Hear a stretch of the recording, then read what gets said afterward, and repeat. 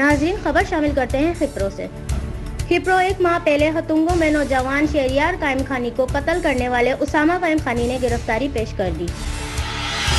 تفصیل کے مطابق خپرو کے نوائی گاؤں ہتونگو میں ایک ماہ پہلے باہمی جھگڑے میں پستول کے فائر کر کے اپنے ہی گاؤں کے نوجوان شہریار خان ولد علی قائم خانی کو قتل کر کے فرار ہونے والے اسامہ قائم خانی نے ایک ماہ روپوش رہنے کے بعد اپنے برادری کے بڑوں کی معرفت خپرو تھانے کے SHO کے سامنے پیش ہو کر اپنی گرفتاری پیش کر دی،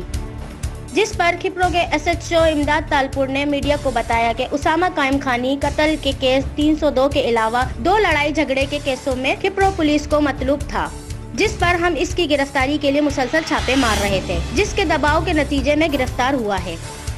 HRJD نیوز سے فی الحال اتنا ہی۔ مزید اپڈیٹس اور خبروں کے لیے دیکھتے رہیے HRJD نیوز۔